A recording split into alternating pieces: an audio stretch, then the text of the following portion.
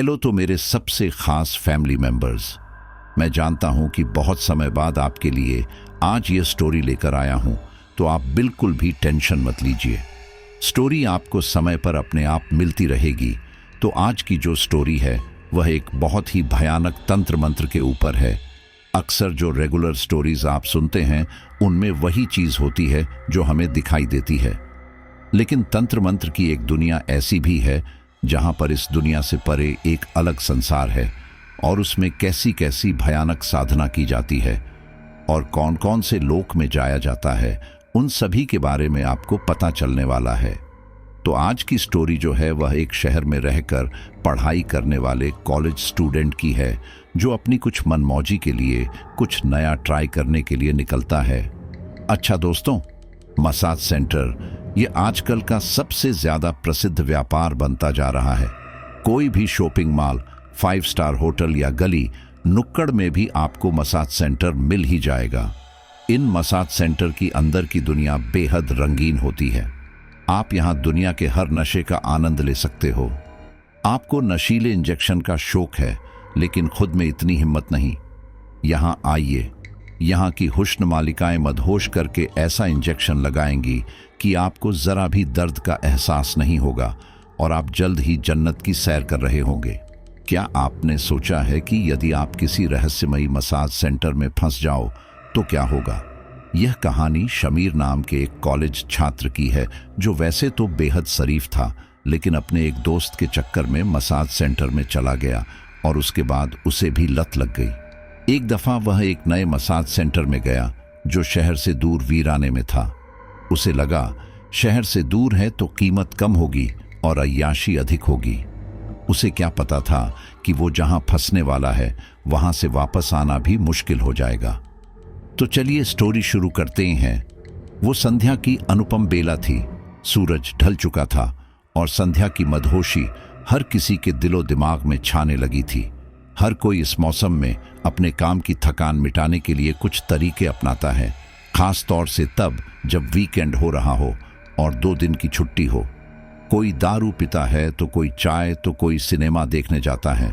20 साल के engineering college छात्र शमीर की थकान मिटाने का तरीका बेहद अनोखा और अश्लीली हो चुका था। एक दफा उसके दोस्त मयंक ने उसे अपने साथ जन्नत की सैर करवा दी और तब से उसे वहां जाने की लत लग गई। अब वो लगभग हर शनिवार की शाम वहां जाता और हंसी युवतियों के साथ जीवन का आनंद लेता। वह हंसता मुस्कुराता हुआ बाइक तेजी से भगाता हुआ मॉल पहुंच गया। शॉपिंग मॉल वैसे तो खरीदारी करने की जगह होती है, लेकिन आज कल के मॉल के मालिकों ने इसे भी अय्याशी का अड्डा बना रखा है। शमीर बाइक पार्किंग पर लगाकर मसाज में काम करने वाली खूबसूरत युवती माया के बारे में सोचता हुआ ऊपर जाने को लिफ्ट में चढ़ गया।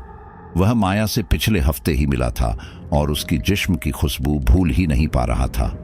उसका बस चलता तो कब का उससे मिलने आ जाता, लेकिन पढ़ाई और कई काम में वो उलझा रहता। सोचते हुए शमीर की मंजिल आ गई और वह खुशी से नाचते हुए जैसे ही मसाज सेंटर पहुंचा, उसका मुंह लटक गया। वहां ताला लटका था और कोई भी नहीं था। शमीर हताश मन से दरवाजे को खोलने की कोशिश करने लगा, जैसे उसके धक्का मारने से वह मसाज सेंटर खुल जाएगा। उसकी इस हरकत को एक मॉल के सुरक्षा कर्मी ने देख लिया और जल्दी से उसके पास आकर चिल्लाने लगा। शमीर ने उससे माफी मांगी और पूछा कि ये आज बंद क्यों है। वह अधेड़ उम्र का सुरक्षा कर्मी शमीर को अजीब निगाहों से घूरते हुए बोला, बेटा, कल शाम को यहाँ लड़ाई हो गई। यहाँ के विधायक के लड़के ने यहाँ काम करने वाली एक लड़की का बुरी तरह से रेप कर दिया, इसलिए पुलिस बुलानी पड़ी और अब कुछ दिनों के लिए यहाँ ताला लग चुका है। शमीर ने उस शख्स को कुछ झकझोर कर पूछा, क्या अब ये कभी नहीं खुलेगा? उस आदमी ने गुस्से में चिल्लाते हुए कहा, कुछ हफ्तों तक तो नहीं खुलेगा।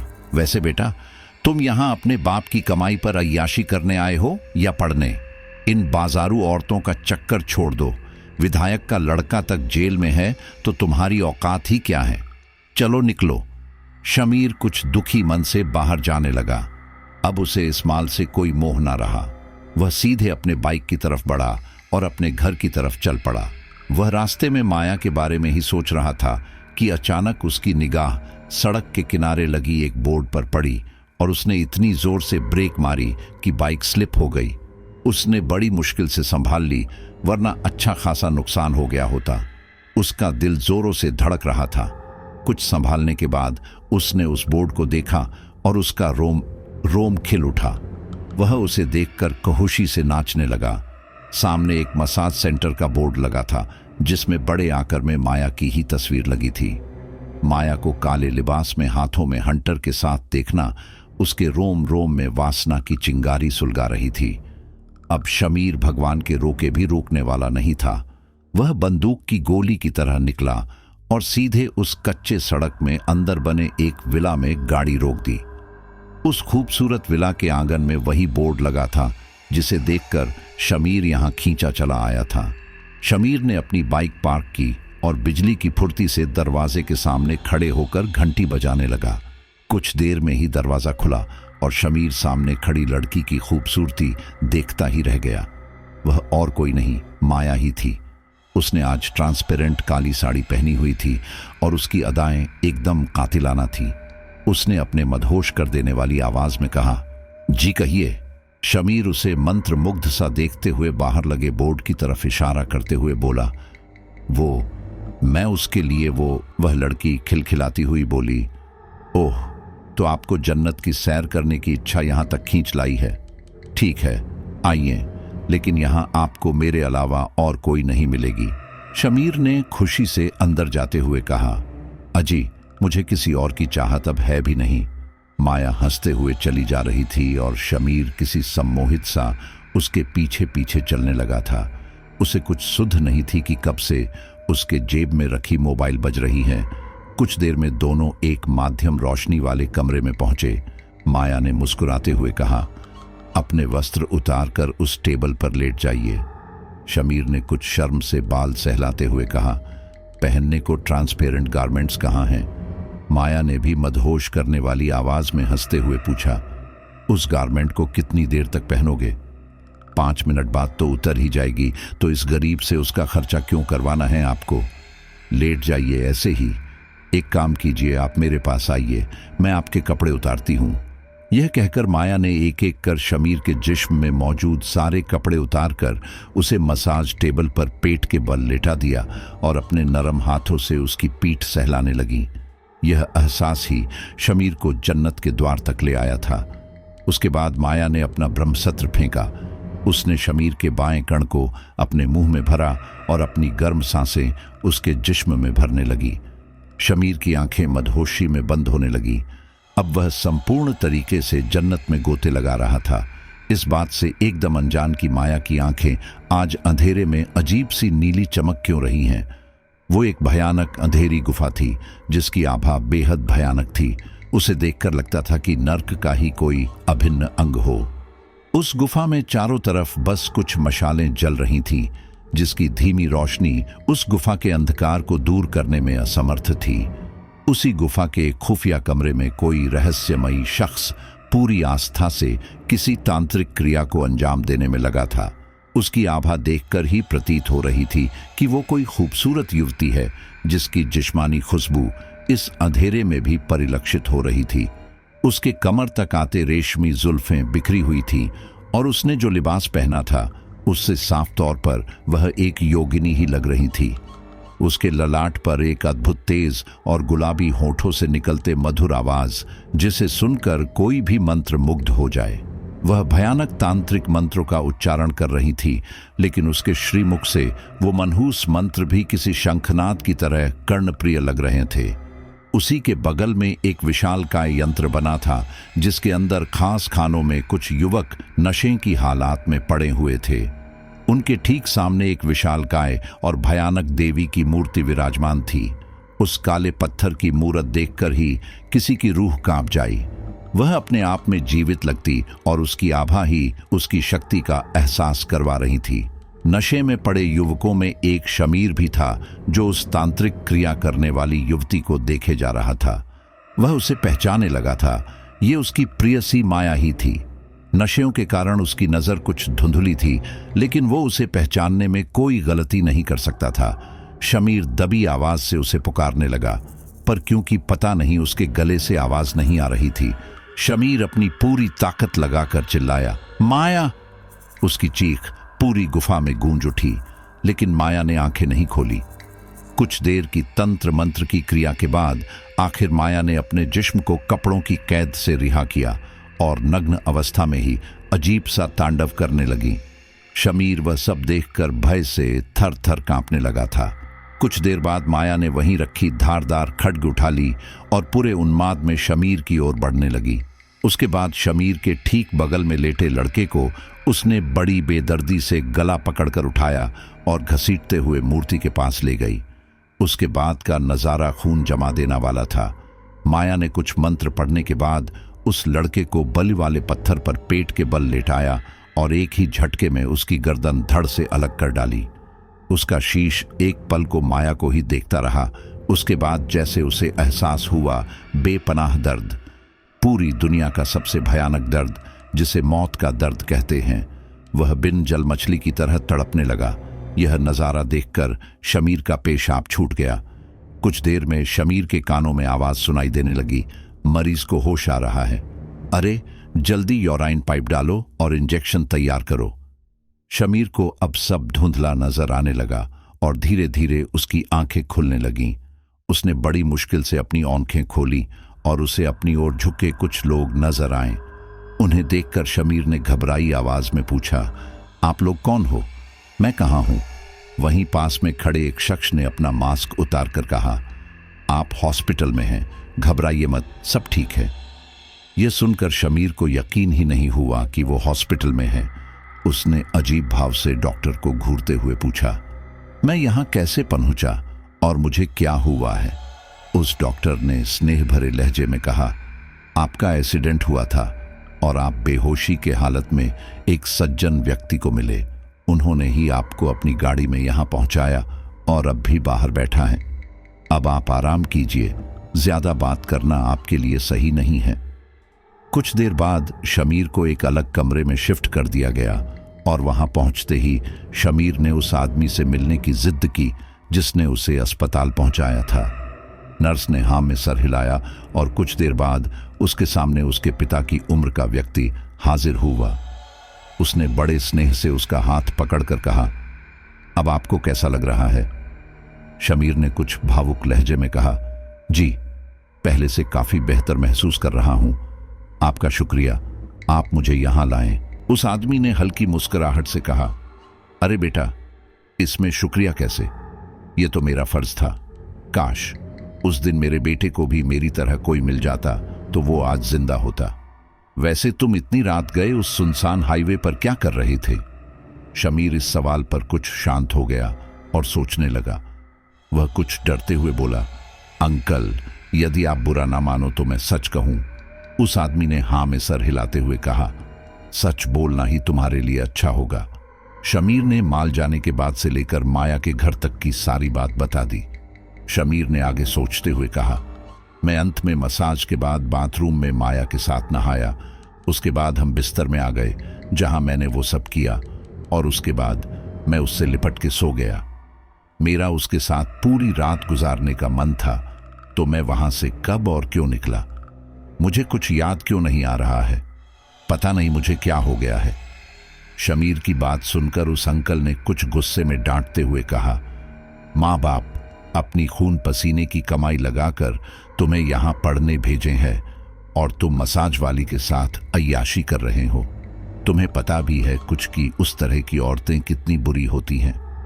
हो सकता है कि उसका और तुम्हारा रात में झगड़ा हुआ हो और उसने तुम्हें देर रात घर से निकाल दिया, वो भी भयंकर नशे की हालत में। शुक्र मानाओ भगवान का कि गाड़ी स्लीप हो गई और कोई बड़ा हादसा नहीं हुआ। अब अपने पिताजी का नंबर दो, उन्हें बात दूं तो वो आएंगे। मुझे घर जाना है, मेरी बीवी की तबीयत खराब है। तुम आज के लिए अपने किसी दोस्त को बुला लो, मैं कल सुबह आ जाऊंगा। शमीर ने आश्चर्य से उन्हें देखते हुए कहा, मेरा फोन आपको अस्पताल वालों ने दिया होगा ना? वो लाइए, उसमें सभी के नंबर सुरक्षित हैं। उस आदमी ने कुछ संकोच से कहा, वो तुम जब मुझे मिले तो तुम्हारे तन पर एक धागा तक नहीं था। शुरुआत में मुझे लगा कि किसी ने तुम्हारा रेप करके मारकर फेंका है। वहां मुझे बस तुम मिले, ना तुम्हारा मोबाइल, ना कोई पर्स और ना ही कोई बाइक। यह सुनकर शमीर खौफ से चीख पड़ा। वो सुबह की अनुपम बेला थी। शमीर अपने बिस्तर पर मायूस सा बैठा था। कल रात उसने अपने माँ पापा से बात की और वो दोनों आज सुबह उसके पास आने के लिए निकल चुके थे। वो लगभग दोपहर के 12 बजे तक उसके पास पहुंच जाएंगे। वह कैसे सामना करेगा उनके सवालों का? वह अपने हॉस्टल से इतनी दूर क्या कर रहा था? कहाँ है उसकी बाइक और मोबाइल, पर्स, यहाँ तक कि कपड़े भी गायब थे। कहीं माँ पापा को पता चला कि वह यहाँ मसाज सेंटर में जाता है तो क्या बीतेगी उन पर? उन्होंने कभी ख्वाब में नहीं सोचा होगा कि उनका वह बेटा, जो बात करने में भी शर्माता था, यहाँ ऐसी अय्याशी करेगा। यही सोच सोचकर शमीर को रात भर नींद ही नहीं आई। उसके मन में कई बार विचार आया कि वह कहीं भाग जाए या आत्महत्या करे ले, लेकिन उसके बाद उसकी माँ का क्या? वह अपने घर में एकलौता था, सभी को उसे ही तो संभालना था। देखते ही देखते सुबह के 10 बज गए और कुछ डॉक्टर शमीर की खबर लेने आए। जो भी आता वह बस शमीर से एक ही सवाल पूछता कि तुम वहां तक कैसे पहुंचे। कुछ डॉक्टर ने तो उसके प्राइवेट पार्ट भी चेक किया कि कहीं इनके साथ रेप तो नहीं हुआ है। उन्हें ऐसा कुछ नहीं मिला और यही शमीर के लिए बेहद राहत देने वाला था कि उसके साथ किसी ने कम से कम रेप तो नहीं किया है। कुछ देर बाद वही अंकल पुलिस वर्दी में शमीर के पास आया जो उसे अस्पताल लेकर आया था। उस अंकल को पुलिस लिबास में देखकर शमीर कुछ घबराने लगा। उसने प्यार से उसके पास आकर कहा, घबराओ मत, मुझे पहचाना नहीं क्या? मैं सूर्यकांत सिंह, मैं एक पुलिस वाला हूं और कल भी पेट्रोलिंग पर निकला था जब तुम मुझे सड़क किनारे बदहवास से निर्वस्त्र मिले। खैर, तुम्हारे लिए एक खुशखबरी है, तुम्हारी बाइक हमें मिल गई है। तुम जहां मुझे मिले वहां से तकरीबन 5 किलोमीटर दूर झाड़ियों में पड़ी हुई थी। वह फिलहाल थाने में खड़ी है। गाड़ी के कागजात लेकर आना जब तुम ठीक हो जाओ और अपनी बाइक ले जाना। यदि आपके घर से आपके पापा भी आते हैं तो बाइक हम दे देंगे। वैसे कब तक आ जाएंगे वो? शमीर कुछ दुखी होकर बोला, वो यहां आने के लिए निकल चुके हैं और 12 बजे तक पहुंच जाएंगे। सूर्यकांत ने कुछ देर मोबाइल में कुछ देखने के बाद कहा, वैसे मुझे अब भी कुछ समझ नहीं आ रहा कि उस रात तुम्हारे साथ क्या हुआ। तुम मुझे अपनी बाइक से 5 किलोमीटर दूर मिले, वो भी तुम्हारे तन में कपड़ों के नाम में एक धागा भी नहीं था। आपने कहा कि वहां आपको एक स्पा सेंटर का बोर्ड दिखा जिसे देखकर पागलों की तरह तुम लपके और किसी कच्ची सड़क के अंदर किसी घर में तुम्हें माया मिली। मैंने अपनी टीम के साथ उस पूरे इलाके की छानबीन की, लेकिन मुझे कहीं भी कोई बोर्ड या कच्ची सड़क या घर नहीं मिला। वह जंगली इलाका है और उस हाईवे के दोनों तरफ सिर्फ और सिर्फ घने जंगल हैं। अब या तो तुम्हें किसी ने कोई खतरनाक ड्रग दिया था जिसकी वजह से तुम्हें ऐसी चीजें दिखी जो असलियत में है ही नहीं, या फिर तुम्हें बाद में किसी ने वहां सुने हाईवे पर फेंका और बाइक झाड़ियों में छिपा दी। ये सब सुनकर शमीर परेशानी से अपने बाल नोचते हुए बोला, मुझे बहुत डर लग रहा है। मुझे कुछ याद क्यों नहीं आ रहा है? मुझे अच्छी तरह याद है कि मैं सीधे उस शॉपिंग मॉल में गया और वहां गार्ड ने मुझे डांटा। उसके बाद सीधे मैं शॉर्टकट के चक्कर में उस सुनसान हाईवे को पकड़ा क्योंकि मुझे जल्दी से अपने हॉस्टल पहुंचना था। मुझे बहुत जोर की तलब लगी थी हस्तमैथुन करने की और इसीलिए मेरी बाइक की स्पीड भी बेहद तेज थी। इसी बीच मुझे अचानक वह स्पा सेंटर का बोर्ड दिखा जिसमें माया की बेहद कामुक तस्वीर थी। उसे देखते ही मैं खुद पर से और बाइक पर से नियंत्रण खो दिया। सूर्यकांत ने प्यार से उसे गले लगाकर संभालते हुए कहा, तुम चिंता मत करो, मेरी मानो तो तुम्हें कुछ टेस्ट करवाने पड़ेंगे ताकि हमें पता चल सके कि कहीं किसी ने तुम्हें कोई नशा तो नहीं दिया था।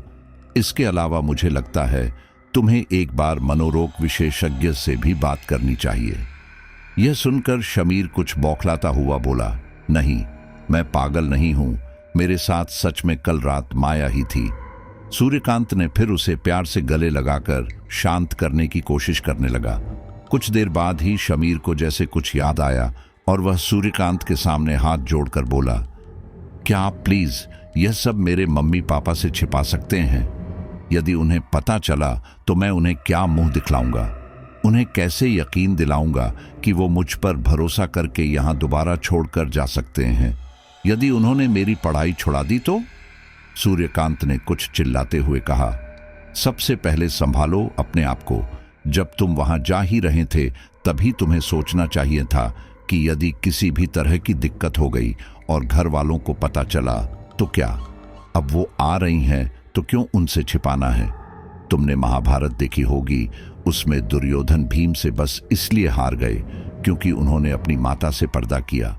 इंसान को अपने माता पिता से कभी पर्दा नहीं करना चाहिए। तुम फिक्र मत करो, मैं उन्हें समझा दूंगा। शमीर कुछ कहने ही वाला था कि अचानक उस कमरे में एक खूबसूरत लड़की ने प्रवेश किया। उसने नीली जीन्स के ऊपर सफेद लंबा कुर्ता पहना था और उसकी मासूम शक्लो सूरत किसी का भी मन मोहने के लिए काफी थी। वह शमीर को देखते ही गले लगाकर रुवासु स्वर में बोली, भगवान का शुक्र है जो तुम्हें कुछ नहीं हुआ। मैं पूछती हूं, इतनी रात गए तुम्हें उस सुनसान हाईवे पर जाने की जरूरत ही क्या थी? शामिर यह सुनकर रो पड़ा और धीरे से उसे सच बता दिया। सच सुनकर उस लड़की ने भी गुस्से में कहा, तुम्हारा दिमाग खराब हो चुका है जो उनके पास जा रहे थे। यह सुनकर शमीर रोने लगा और अपने आप को थप्पड़ मारकर कल्पने लगा कि हाँ, मेरा दिमाग खराब हो गया था जो मैंने वहां जाने की सोची। सूर्यकांत ने उसे संभाला और कहा कि अच्छा चलो, जब तक संभव होगा मैं तुम्हारे माता पिता से यह बात गुप्त रखूंगा। मैं सब संभाल लूंगा। तुम बस इतना ही कहना कि चक्कर आने के बाद तुम गिर गए थे। वो रात का खौफनाक मंजर था। घड़ी में लगभग 10 बजे होंगे। एक युवक अपनी बाइक में बड़े सहमे हालत में जंगल के बीचों बीच बने सुनी सड़क पर बाइक धीमी चाल से दौड़ा रहा था। उसे कहीं पहुंचने की कोई चाहत नहीं थी। वह शमीर का दोस्त था जो पेशे से एक यूट्यूबर था। वह फिलहाल एक कैमरा के साथ लाइव था और अपने दर्शकों से बातें करते हुए बाइक धीमी चला रहा था। उसने खौफ भरी आवाज में कहा, दोस्तों, मैं हूं आपका दोस्त और होस्ट अविनाश अग्निहोत्री।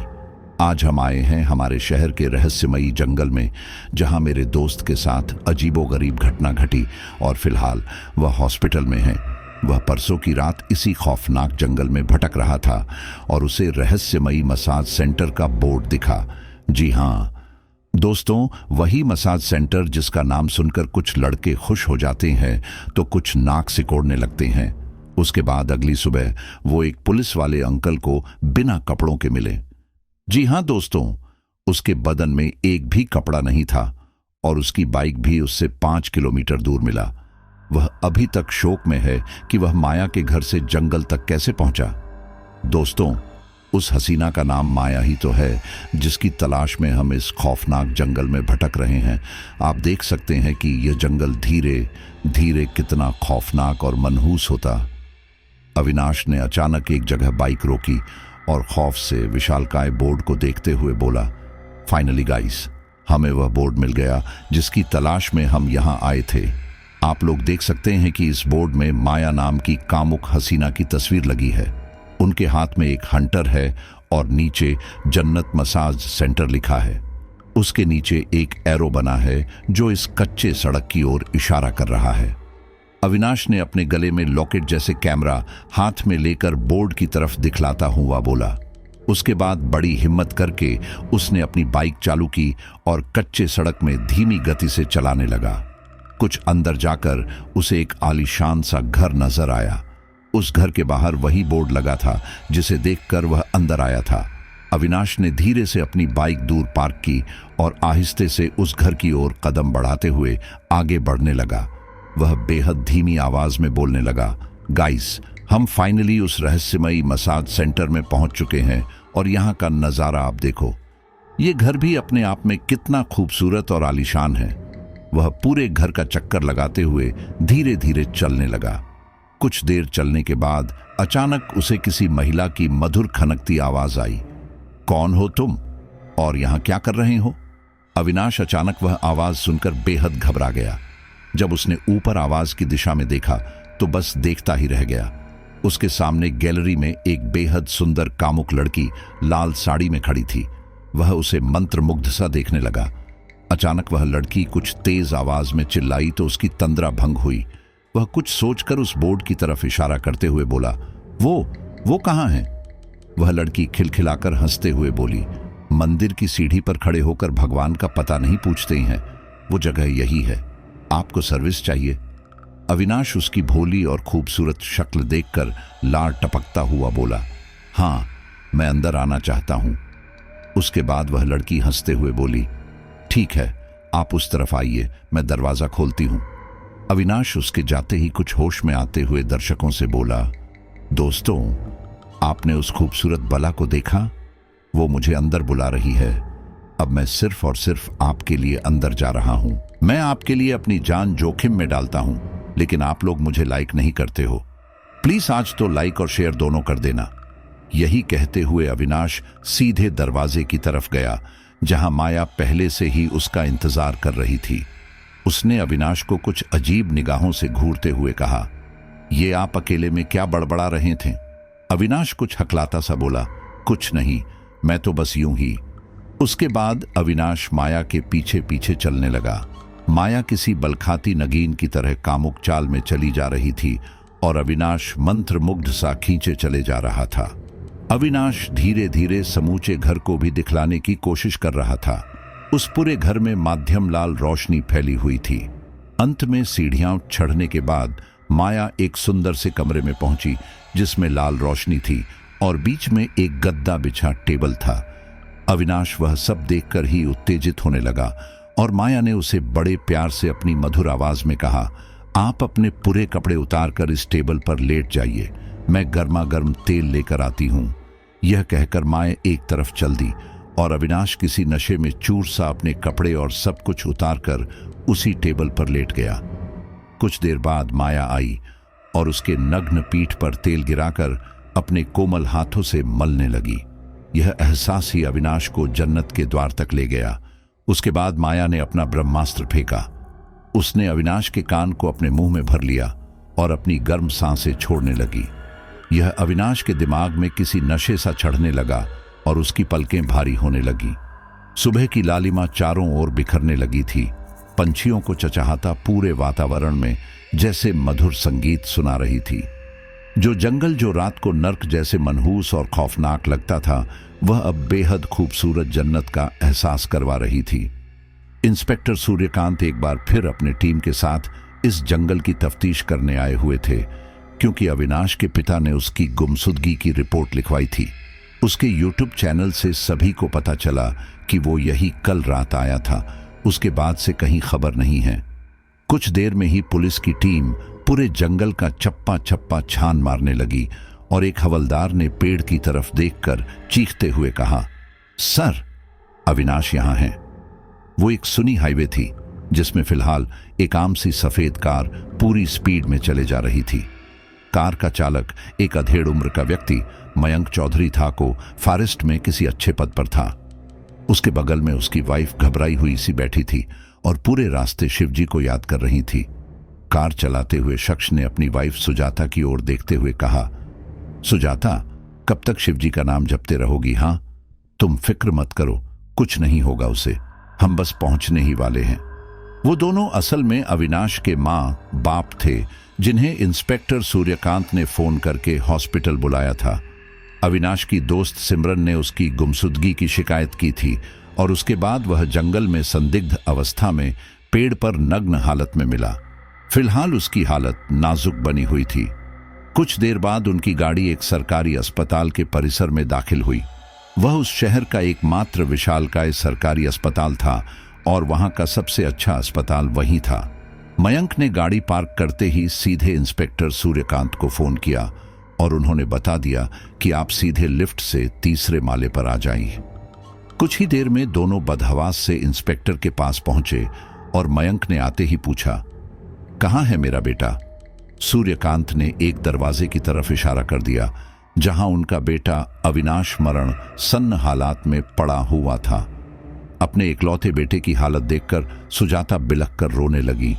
मयंक ने बड़ी मुश्किल से उसे संभाला और पूछने लगा कि आखिर उसे हुआ क्या है। इंस्पेक्टर सूर्यकांत ने एक लंबी सांस ली और अपने मोबाइल से यूट्यूब पर एक वीडियो प्ले करके मयंक के हाथ में थमा दी। ये उनके बेटे अविनाश का ही वीडियो था जिसे उसने अपने यूट्यूब चैनल पर लाइव अपलोड किया था। उस वीडियो को देखकर मयंक भी एक पल को चौंक गया। उनका बेटा काले घने अंधेरी रात में हाथों में कैमरा लिए जंगल में न जाने कहां कहां फिर रहा था। वह अपने आप ही कुछ भी बोल रहा था, जैसे कि देखिए गाइस, ये रहा वो बोर्ड जिसे देखकर मेरा दोस्त उस मसाज सेंटर में गया था और उसके साथ वो हादसा हुआ था। वह जहां उंगली से इशारा कर रहा था वहां सिवाय एक सूखे पेड़ के कोई बोर्ड नहीं था। उसके बाद वह जंगल के अंदर कच्चे सड़क में बाइक धीमे से चलाने लगा, जो कि एक कच्ची पगडंडी मात्र थी। वह अंदर आकर बोला, देखो ये हम फाइनली उस घर में पहुंच चुके हैं और मैं आपको ये घर बेहद करीब से दिखाता हूं। ये कहकर वह जंगल में और अंदर गया और सूखी झाड़ियां दिखलाते हुए कहने लगा कि देखिए इस घर की खूबसूरती कितनी लुभावनी है। मयंक कुछ गुस्से में चीखता सा बोला, अबे गधे, कौन सा घर, कौन सा बोर्ड? हमने इसे यहां पढ़ने भेजा था और ये यहां ना जाने किस मायवीय जंगल में जाकर वीडियो बना रहा है। सुजाता ये सुनकर रोने लगी और मयंक के हाथ से फोन छीन कर देखने लगी। कुछ देर में अविनाश ऊपर देखकर बातें करने लगा जैसे कोई ऊपर मौजूद हो, लेकिन वहां कोई नहीं था। उस पूरे जंगल में वो अकेले यहां वहां भटक रहा था। कुछ देर बाद वो मंत्रमुग्ध सा कहीं चलने लगा और किसी लंबे पेड़ पर ऐसे चढ़ने लगा मानो कोई सीढ़ी पर चढ़ रहा हो। वहां पहुंचकर वह एक मोटी शाखा को देखता हुआ मुस्कुराने लगा और उसके बाद अपने पूरे कपड़े उतारकर पेट के बल उस शाखा पर लेट गया। उसके बाद वह अजीब सी सिसकियां लेने लगा जैसे बहुत कामुक महसूस कर रहा हो।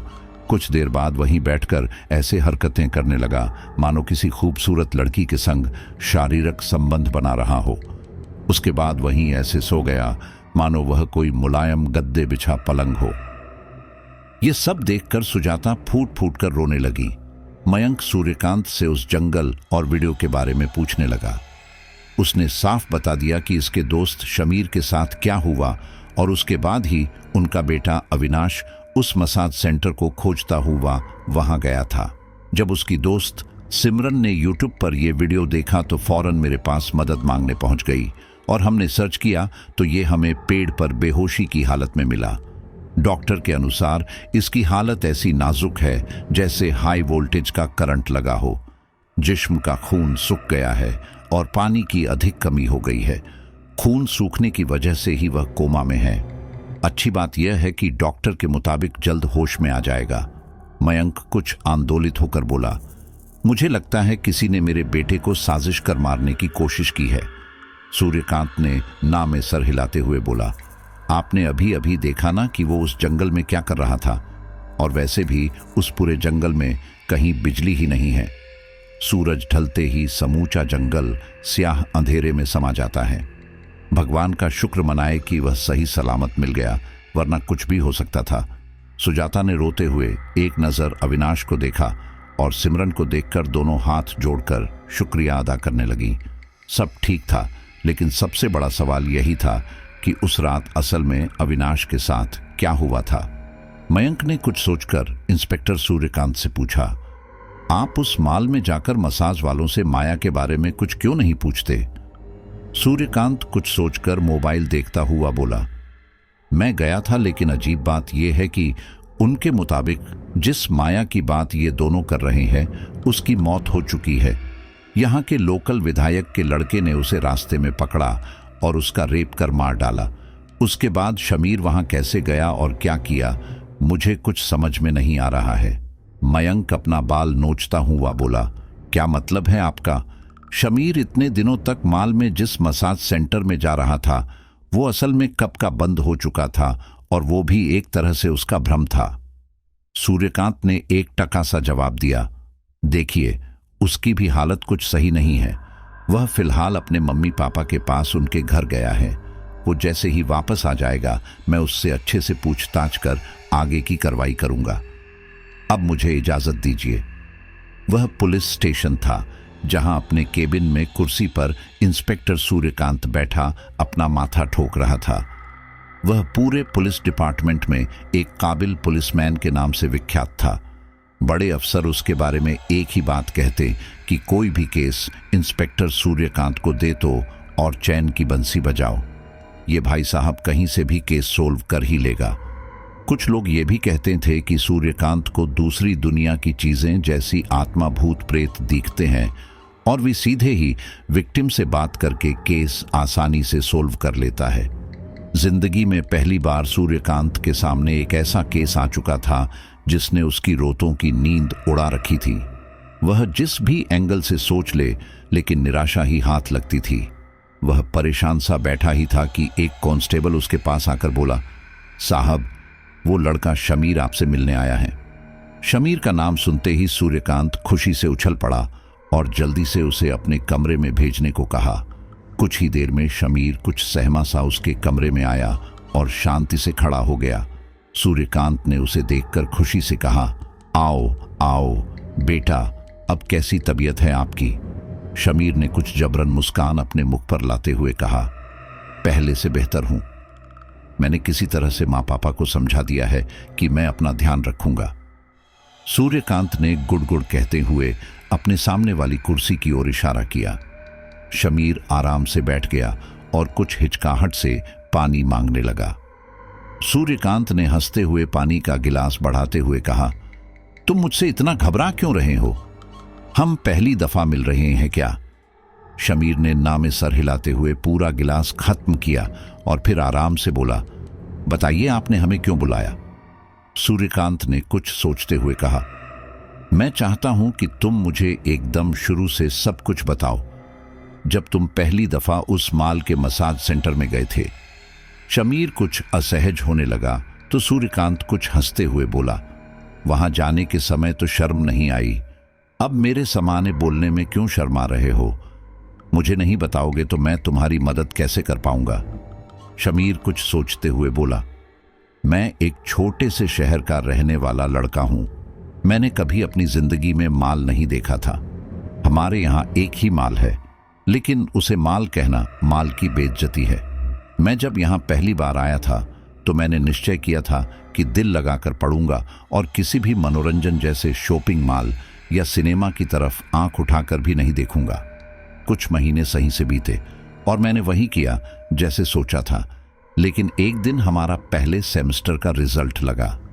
मैंने अपना रिजल्ट देखा जिसमें मैं एक सब्जेक्ट में फेल था। यह देखकर मेरी दुनिया ही हिल गई और मैं दुखी रहने लगा। कुछ दिनों बाद पता चला कि मैंने कॉलेज में होने वाली रैगिंग का विरोध किया था, इसलिए कॉलेज के एक डायरेक्टर ने ही यूनिवर्सिटी फोन करके ऐसा करने को कहा था। उस दिन मैं बहुत दुखी था और मेरा मन नशा करने को कर रहा था। मैं एक बार में गया तो उस आदमी ने मुझे भगा दिया कि यदि कभी नहीं पिए हो तो मत पियो, अच्छी चीज नहीं होती। उसके बाद मैं शॉपिंग मॉल चला गया क्योंकि मैंने अपने किसी दोस्त से सुना था कि वहां नशीली इंजेक्शन और दवाइयां बड़ी आसानी से मिल जाती हैं। मैं वहां काउंटर पर पहुंचा और 1000 रुपए में एक छोटा सा मसाज लेकर अंदर चला गया। कुछ देर बाद वहां एक खूबसूरत लड़की ने प्रवेश किया जिसकी उम्र मेरे से कुछ ज्यादा थी। उसने सबसे पहले तो मसाज करना शुरू किया, उसके बाद अपना रेट कार्ड लेकर शुरू हो गई। मैंने उससे सिर्फ नग्न होकर मसाज करने को कहा और वहीं ऑनलाइन पेमेंट कर दी। कुछ देर बाद मैं उससे नशीली दवाइयां पूछने लगा। उन्होंने प्यार से मुझसे दुखी होने का कारण पूछा तो मैंने बता ही दिया। उसके बाद उन्होंने मुझे डांटते हुए कहा, इतनी छोटी सी बात में नशा करने निकले हो तुम? तुम्हारा बैग तो फिर भी निकल ही जाएगा, लेकिन यदि नशे की लत लग गई तो उससे पीछा कैसे छुड़वाओगे? उसके बाद मैं उनसे संबंध बनाने की डिमांड करने लगा, लेकिन उन्होंने साफ मना कर दिया। जब मैं वहां से बाहर आया तो खूब रोने लगा क्योंकि मुझे अपने आप पर घिन्न आ रही थी। मैं माया का शुक्रिया मना रहा था कि उसने मेरे साथ संबंध नहीं बनाया और कोई नशा भी नहीं दिया।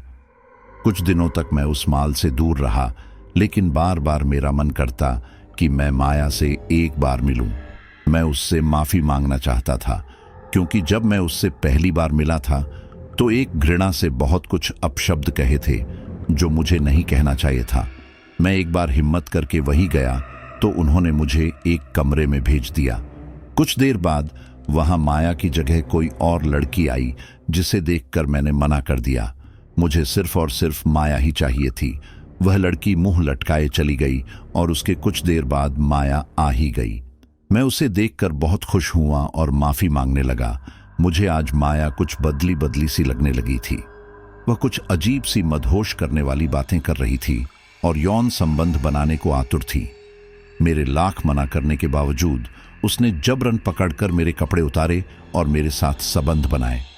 मैं भी पागलों की तरह उससे लिपटता रहा और उसके बाद क्या हुआ मुझे कुछ याद नहीं। जब होश आया तो 2-4 लोग मुझे मुश्किल से उठा रहे थे। उनका कहना था कि मैं वहीं सो गया था या बेहोश हो गया था और बड़ी मुश्किल से उन्होंने मुझ जगाया है। उन्होंने मुझसे कोई पैसे भी नहीं लिए और ऐसे ही जाने दिया। उस दिन के बाद जब मैं दोबारा माल में गया तो वहां ताला लगा था। उसके बाद दुखी मन से जब वापस अपने रूम आ रहा था तो मुझे एक मसाज सेंटर का बोर्ड दिखा जिसमें माया की तस्वीर थी। उस बोर्ड को देखकर मैं अपने आप को रोक ना सका और सीधे ही जंगल में चला गया। आप मेरा यकीन करो या मत करो, लेकिन मैं तो अब भी यही कहूंगा कि मैंने वहां एक खूबसूरत सा बंगला देखा था। वहीं मुझे माया मिली थी जिससे मैंने कुछ बातें की। वह मुझे अपने साथ ऊपर के किसी कमरे में ले गई और मुझे ऐसे ही लेटने को कहकर तेल लाने चली गई। उसके कुछ देर बाद वो मेरे पीठ में गर्म तेल उड़ेल कर मसाज करने लगी। मुझे एक चीज बहुत अजीब लगी कि उस दिन उसका हाथ बेहद गर्म सा था। ऐसा लग रहा था जैसे उसने अपने हाथ को आग में तपाया हो, फिर सीधे मेरे जिस्म पर लगा रही है। मुझे कुछ तकलीफ सी होने लगी थी और मैं उठने को भी हुआ, लेकिन उसने मुझे बड़ी आसानी से बिस्तर पर लेटाए रखा। कुछ ही देर में मुझे नींद आने लगी और उसके बाद सूर्यकांत ने कुछ रोमांच से कहा। उसके बाद क्या? शमीर ने अपना थूक घुटकते हुए कहा। मैंने अपने आप को एक अजीब सी अंधेरी जगह में पाया। वहां माया कुछ भयानक सा तंत्र साधना कर रही थी और मेरे आसपास में मेरे उम्र के कई लड़के मदहोशी की हालत में लेटे हुए थे। मुझे कुछ होश आ गया था, इसलिए मैं वह विभत्स नजारा देख पा रहा था। सबसे अंत में उसने अपने सारे वस्त्र उतार दिए और नग्न अवस्था में ही भयानक नृत्य करने लगी जैसे कोई तांडव कर रही हो। उसके बाद उसने पास रखी खड्ग तलवार उठा ली और मेरी ओर उन्माद से चलते हुए आई। उसने एक ही झटके में मेरे बगल वाले लड़के की गर्दन पकड़ी और किसी खिलौने की तरह घसीटती हुई हवन कुंड के समीप ले गई। उसके बाद कुछ मंत्र बुदबुदाकर एक ही बार में उस लड़के का सर धड़ से अलग कर डाला। वह बेचारा तो जैसे समझ ही नहीं पाया कि उसके साथ क्या हुआ, इसलिए कुछ पल वह शांति से माया को घूरता रहा। उसके बाद बुरी तरह छटपटाने लगा। मैं यह देखकर बहुत डर गया था और अपने आप को छुड़ाने की कोशिश करने लगा। कुछ देर बाद ही मुझे वहां कुछ अजीब अजीब लोगों की आवाजें सुनाई देने लगीं और आंखें खोलते ही मेरे ओर झुके कुछ डॉक्टर को मैंने देखा। इधर वो अस्पताल का एक आलीशान सा डीलक्स प्राइवेट कमरा था जहां अविनाश बिस्तर में पड़ा अपने पिता की डांट खा रहा था। उसके पास ही उसकी मां भी खड़ी थी, जो आज उसके पिता मयंक को रोक भी नहीं रही थी, जैसे मन ही मन कह रही हो, हाँ तुमने काम ही गाली खाने लायक किया है। अविनाश बड़ी उम्मीद भरी नजरों से अपनी मां को देखने लगा तो उन्होंने भी गुस्से में चिल्लाते हुए कहा, क्या मुझे क्या देख रहे हो? तुमने काम ही ऐसा किया है कि पूरे खानदान में हर कोई आपको डांट रहा है। तुम बस एक बार ठीक हो जाओ, उसके बाद सीधे घर चल रहे हो। ऐसे बच्चों को बाहर पढ़ने के लिए भेजना ही सबसे बड़ी मूर्खता है। अब जो भी करना हो वहीं करना, वरना कहीं काम में लगा देंगे। अविनाश रोने को ही था कि अचानक दरवाजे पर सूर्यकांत ने दस्तक दी। उन्हें इस वक्त देखकर अविनाश को बेहद खुशी हो रही थी कि अब कम से कम कुछ देर के लिए ही सही, लेकिन उसके पिताजी की डांट से उसे मुक्ति मिल जाएगी। सूर्यकांत ने अविनाश के पिता से इजाजत मांगी और अंदर आकर पूरे अदब से अविनाश के सामने जाकर खड़ा हो गया। उसके बाद कुछ गुस्से और नाराजगी भरे अल्फाज में कहा, और भाई साहब, आपको होश आ गया? अब कैसी तबीयत है मालिक आपकी? अविनाश समझ गया कि यह इंस्पेक्टर भी मेरे बाप की तरह मुझे टोंट मार रहे हैं। वह शर्म से नजरें नीचे करके माफी मांगने लगा।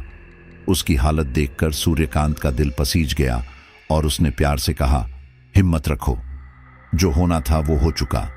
मैं बस तुमसे उस रात की कहानी जानने आया हूं। अविनाश ने एक लंबी सांस ली और बताने लगा, मुझे हॉरर चीजें बेहद पसंद है और एक बार मैंने यूट्यूब पर कोई हॉरर चैनल देखा जिसमें वो भूतिया जगह पर जाकर वीडियो शूट करवाते हैं और साबित करते हैं कि भूत होते हैं। मैंने भी ऐसा ही कुछ करने का निश्चय किया और अपना एक यूट्यूब चैनल बना तो लिया, लेकिन मुझे कुछ समझ नहीं आ रहा था कि मैं कहाँ जाऊं। एक दिन मैं शमशान भूमि में भी कैमरा लेकर रात भर बैठा रहा, लेकिन मुझे कुछ नहीं नजर आया। यह सुनकर अविनाश की मां ने अपने सर पर हाथ रखते हुए कहा, हे भगवान, सुनिए जी, हम इस लड़के को और अकेला नहीं छोड़ सकते। आप कल ही जाकर इसके कॉलेज से टीसी ले आइएगा। मयंक ने उसे बीच में रोकते हुए कहा, बेटा तुम बोलते रहो। अविनाश ने उसके आगे वही सब कहा जो सभी पहले से ही जानते थे। अविनाश ने लास्ट में कहा, उसके बाद माया मुझे एक कमरे में ले गई जहां मेरे पीठ पर तेल लगाकर मालिश करने लगी। उसका हाथ बेहद गर्म था, ऐसा लग रहा था मानो उसने अपना हाथ आग में तपाया हो। उसके अगले ही पल मुझे मदहोशी छाने लगी और उसके बाद जब मेरी आंखें खुली तो मैं एक अंधेरी जगह पर था। वो जगह बेहद खौफनाक थी। वहां एक विशालकाय मां काली की मूर्ति और हवन कुंड था। वहां मेरी उम्र के कई लड़के बेहोशी की हालत में बंधे थे। वहीं मैंने शमीर को भी देखा। कई दिनों तक मैं वहीं रहा और अपने आप को छुड़वाने की कोशिश करता रहा। एक दिन अचानक से मुझे दूर एक खुला दरवाजा नजर आया और मैंने अपनी पूरी ताकत रस्सी तोड़ने में लगा दी। अगले ही पल मैं आजाद था और उसके बाद मैंने आव देखा ना ताव और सीधे उस दरवाजे की ओर दौड़ लगा दी। जैसे ही मैंने उस सफेद रोशनी में कदम रखा, मेरी आंखें चौंधिया गई और मैंने अपनी आंखें बंद कर ली। उसके बाद होश में आते ही मैंने अपने आप को हॉस्पिटल के बिस्तर में पाया। मयंक यह सब सुनकर सन्न रह गया। सूर्यकांत तो जैसे कहीं खो से गए थे। मयंक के चिल्लाने पर वो कुछ होश में आए और अविनाश से सलाह देने वाली अल्फाज में कहा, बेटा, आपने जिस यूट्यूब चैनल की बात की वह चैनल नंबर 1 का धोखेबाज इंसान है। उसने सभी को अपने दोस्तों की मदद से बेवकूफ बनाया। उसी के चक्कर में मेरा अपना बेटा मुझे छोड़कर चला गया। वह भी तुम्हारी तरह रातों को शमशान में कैमरा लेकर बैठा करता था। एक दिन पास में रहने वाले कुछ लुटेरों की निगाह उस पर पड़ गई। उन्होंने मिलकर उसका रेप किया और उसकी हत्या करके सारी चीजें ले गई। मेरे बेटे के तन पर एक धागा तक नहीं छोड़ा उन जालिमों ने। यह कहकर सूर्यकांत की आंखें नम हो गई। मयंक उन्हें कुछ शांत करवाने लगा। उसने रुमाल से अपने आंसू पोंछते हुए कहा, दुख इस बात का है कि मैं उनमें से एक भी गुनहगार को पकड़ न सका सिवाय उस चैनल वाले के। इसलिए तुम्हें समझा रहा हूं, इस तरह की बेवकूफियां करनी छोड़ दो। कई बार जिन्हें हम भूत प्रेत समझते हैं वो किसी अपराधी की सोची समझी साजिश भी होती हैं। मुझे तो इस माया पर भी शक है कि ये जरूर कोई गुनाह को अंजाम दे रही हैं। सच्चाई पता लगाने का अब सिर्फ एक ही तरीका है कि मैं खुद वहां जाऊं। वो रात का खौफनाक समय था। समूचा जंगल सियाह अंधेरे में डूबा था। इसी बीच जंगल के बीचों बीच बनी हाईवे में सूर्यकांत अपने बेटे की बाइक चला रहा था। वह आज बेहद दुखी था और उसे अपने बेटे की बहुत याद आ रही थी। उसने ये बाइक उसे बर्थडे गिफ्ट के तौर पर दी थी, लेकिन उसके एक हफ्ते बाद ही उसकी लाश मिली। वह उस दिन यदि बाइक लेकर शमशान जाता तो शायद जिंदा होता। वह सोचता हुआ उस सूनी सड़क में बाइक भगाए जा रहा था कि अचानक उसे भी वही जन्नत मसाज सेंटर का बोर्ड दिखा। सूर्यकांत यहां कोई अय्याशी करने तो आया नहीं था। उसने अपनी बाइक उस बोर्ड के पास रोकी और बाकायदा उस बोर्ड को छूकर देखने लगा। वह मजबूत लकड़ी का बना बोर्ड था जिस पर विशालकाय पोस्टर चिपकाया गया था।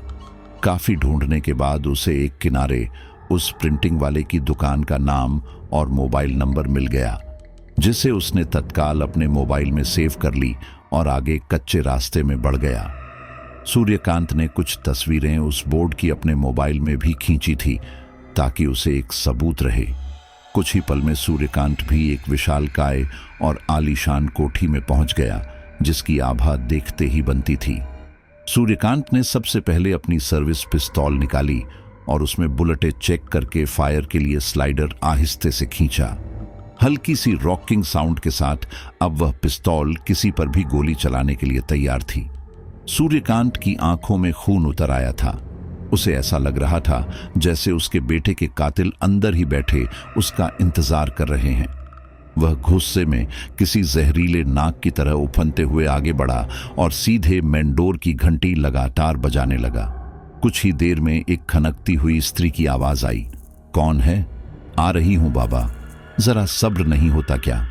अगले ही पल माया ने दरवाजा खोला और सूर्यकांत ने उसे देखते ही पिस्तौल तान ली। इससे पहले कि माया कुछ समझ पाती या कह पाती, सूर्यकांत ने लगातार 3 गोलियां लगातार उस पर चला दी। उस गोली की गूंज पूरे जंगल की खामोशी को चीरते हुए कई मीलों तक सुनाई दी। वो शहर से दूर वीराने में बना एक आलीशान सा विला था। उस आलीशान विला के आसपास दूर तक कोई और घर नहीं था। उस पूरे विशालकाय घर में सिर्फ एक ही महिला रॉकिंग चेयर पर एक तस्वीर अपने हाथों में लिए बैठी हुई थी। उसकी आंखें बंद थीं और बंद आंखों से आंसू बह रहे थे। वह और कोई नहीं, इंस्पेक्टर सूर्यकांत की बीवी सिया थी। उस हादसे में जब से उन्होंने अपने एकलौते बेटे को खो दिया, तब से लेकर आज तक सिया के अधरों पर एक मुस्कान नहीं आई। वह हमेशा अपने बेटे को याद करती और गुमसुम सी बीमार बैठी रहती थी। सिया अतीत की यादों में खोई हुई थी, जहां उसे अपना बेटा दिखलाई दे रहा था कि अचानक उस कमरे में रखा टेलीफोन बजा। सिया की तंद्रा भंग हुई और उसने अपने आंसू पोंछते हुए अपने हाथों में मौजूद तस्वीर प्यार से सहलाते हुए टेलीफोन की तरफ बढ़ी। वह कुछ ही पल में वहां पहुंचकर जैसे ही रिसीवर उठाया, सामने से उन्हें एक अप्रिय सूचना मिली। उसके सदमे से सिया के हाथों में मौजूद तस्वीर उसके हाथ से छूटकर टूट गई। सिया ने दुखी मन से कहा, मैं आ रही हूं। कुछ ही देर में उसकी सफेद कार मुख्य सड़क पर सरपट भागे जा रही थी। वह बहुत सालों बाद ड्राइविंग कर रही थी, इसलिए उसकी कार कुछ लहरा रही थी। उसकी आंखों से रह रहकर आंसू झर रहे थे, जिन्हें वो अपने हाथों से पोंछते हुए बस कार तेज रफ्तार में भगाए जा रही थी। कुछ देर में ही उन्होंने अपनी कार एक सरकारी अस्पताल के गेट में दाखिल किया और गाड़ी बीच में ही छोड़कर ऐसे निकल भागी मानो कहीं आग लगी हो। वह भागती हुई अस्पताल परिसर में घूमने लगी और पुलिस वालों को घबराहट में ढूंढने लगी। कुछ ही देर में उसे एक वर्दीधारी आदमी बेंच में बैठे ऊँघते हुए दिख गए। सिया जल्दी से रोती बिलखती उनके पास पहुंच गई और दुखी भाव से कहा, सूर्यकांत कहाँ है? ये सब कैसे हुआ? उस हवलदार ने दुखी भाव से एक बंद कमरे की ओर इशारा कर दिया, जिसके ठीक ऊपर ऑपरेशन थिएटर लिखा था और लाल बल्ब जल रहा था। सिया ने अपना सर थामते हुए रोते हुए पूछा, आखिर ये सब कैसे हुआ? सुबह तो अच्छे भले थे। हवलदार ने गहन दुख से बताया, वो मेम साहब किसी गुप्त अपराधी को पकड़ने जंगल में गए थे। मैंने उन्हें रोकने की कोशिश की थी, लेकिन वो नहीं माने। कुछ देर बाद जब उनका फोन ही बंद आने लगा, तो मैंने कंट्रोल रूम में फोन करके उनकी गुमशुदगी की शिकायत कर दी और हम एक टीम लेकर जंगल में पहुंचे। वहां बहुत ढूंढने के बाद हमें साहब की बुलेट बाइक मिली और कुछ दूरी में साहब भी मिले। उनकी हालत बेहद नाजुक थी और खून बह चुका था। ये सब सुनकर सिया भूमि पर बैठकर फूट फूट कर रोने लगी। हवलदार ने बड़ी मुश्किल से उसे संभाला। सिया अब कुछ संभल चुकी थी और मन ही मन भगवान से प्रार्थना कर रही थी कि सूर्यकांत की जिंदगी बख्श दें। 2 साल पहले उसका बेटा उसे छोड़कर चला गया और अब पति भी चले गए, तो वह किसके लिए जिएगी? सिया ने मन ही मन ठान लिया था कि यदि आज सूर्यकांत को कुछ हो गया तो वो भी अपने आप को खत्म कर डालेगी। कई घंटे उस गलियारे में एक मनहूस खामोशी छाई रही। कोई कुछ बोलने की हिम्मत ही नहीं कर रहा था। कुछ घंटों बाद ऑपरेशन थिएटर का दरवाजा खुला और डॉक्टर्स की टीम बाहर आई। उन्हें देखकर सिया का दिल जोर जोर से धड़कने लगा। वह भयभीत होने लगी कि न जाने कौन सी मनहूस खबर सुनने को मिले। उस टीम में से एक डॉक्टर सिया के पास आया और अपना मास्क उतारकर गहन दुख से बोला, हमने काफी कोशिश की, लेकिन उन्हें गोलियां फेफड़ों में लगी हैं। वो ठीक नहीं हो सकते। उनके पास अधिक समय नहीं है। आप लोग अंदर जाकर आखिरी बार उनसे मिल लीजिए। यह सुनकर सिया छाती पिट पीट कर रोने लगी। हवलदार ने बड़ी मुश्किल से उन्हें संभाला और कुछ देर बाद सिया भी थरथराते कदमों से उस कमरे में दाखिल हुई। उस कमरे में कई मशीनों के बीच सूर्यकांत लंबी लंबी सांसें ले रहा था। सिया उसके पास आकर उसका हाथ थामते हुए बोली, आपको क्या हो गया है? आप मुझे ऐसे अकेले छोड़कर कैसे जा सकते हैं? सूर्यकांत ने धीरे से ऑक्सीजन मास्क उतारकर मुश्किल से अपनी बात कही। सिया, मेरा समय आ गया है, तुम अपना ख्याल रखना। हवलदार भी उनकी हालात देखकर रोने लगा। सूर्यकांत ने उसकी ओर देखकर कहा, मुझे तुम्हारी भी बहुत याद आएगी मांगीराम। मांगीराम ने गुस्से और दुख के साथ कहा, साहब, बस एक बार उस आदमी का नाम बता दीजिए जिसने आपके साथ ये किया है।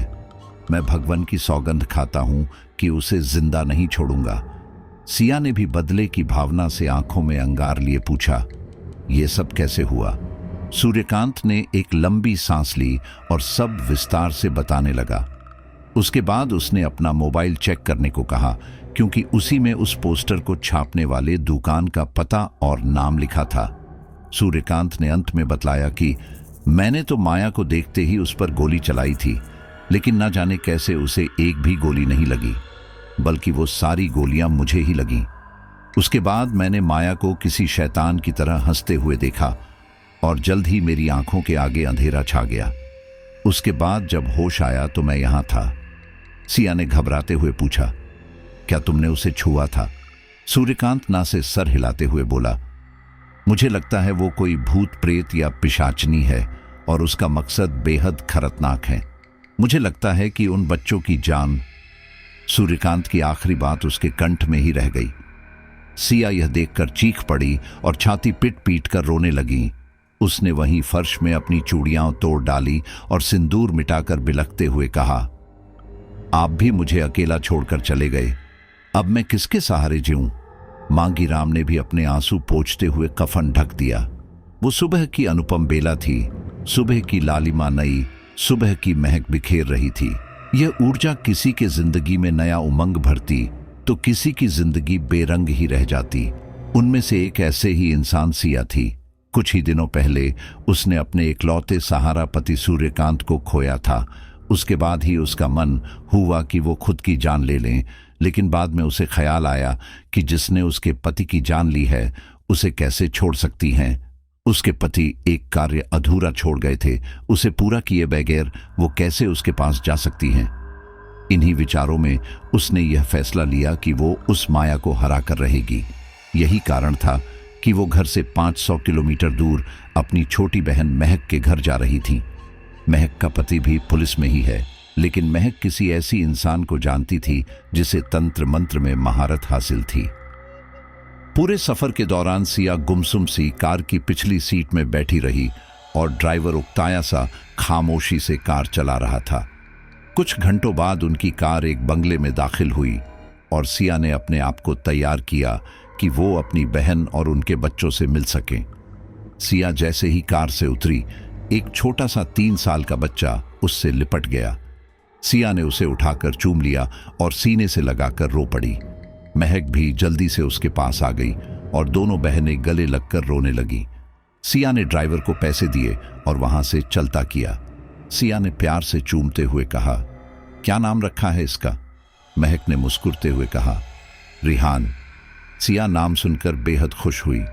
अंदर बैठकर दोनों बहनें घंटों इधर उधर की बातें करती रहीं और उसके बाद सिया कमरे में जाकर आराम करने लगी। रात के करीब 12 बज रहे थे।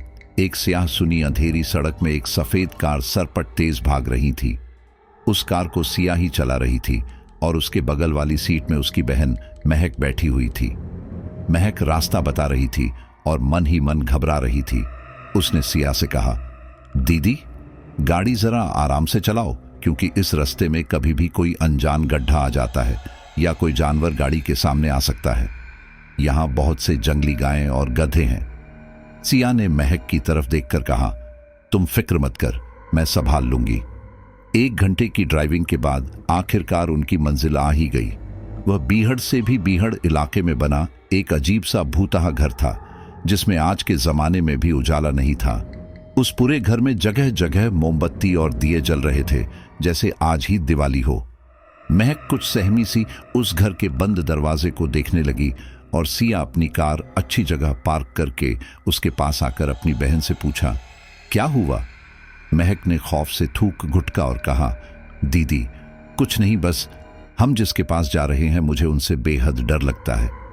एक दफा मैं यहाँ आई थी क्योंकि मुझे कोई बच्चा नहीं हो रहा था। तब इन्होंने मेरे साथ कितना बुरा किया मैं बता नहीं सकती। वही सब दोबारा से याद आने लगा है। सिया ने प्यार से उसका हाथ थामकर कहा, तू बिल्कुल मत घबरा।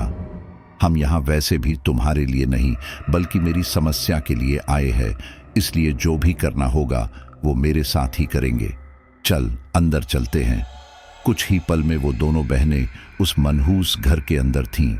वह घर बाहर से जितना भयानक लगता था अंदर से भी उतना ही भयानक लगता था। उन्हें एक मेजबान मिला जिसने उनका नाम पूछकर उन्हें सोफे में बैठने का इशारा किया और अंदर चला गया। कुछ देर बाद एक लंबा हट्टा कट्टा आदमी बाहर आया और उनके सामने बैठ गया। महक उसे देखकर डरने लगी। सिया ने बात शुरू की और उन्हें शुरुआत से सब कुछ बताया जो भी पुलिस वालों को अब तक पता था।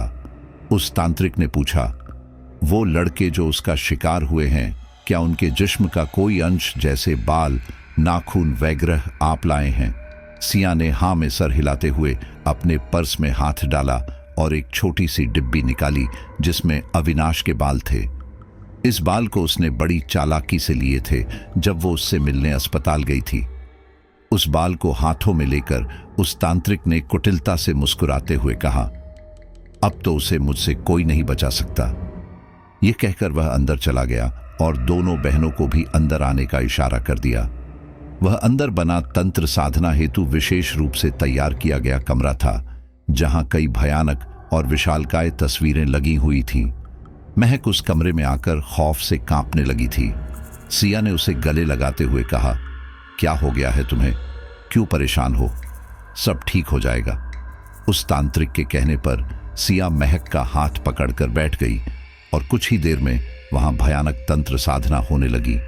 उस तांत्रिक ने जैसे ही अविनाश का बाल आग में डाला, आग में से एक चमकती हुई स्त्री की आकृति दिखने लगी।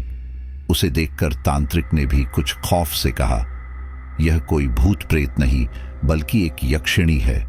सिया ने हैरानी से पूछा, ये क्या होती है? तांत्रिक ने विस्तार से बताया, हमारे हिंदू देवी देवताओं के ग्रंथों में यक्ष और यक्षिणियों का भी वर्णन मिलता है।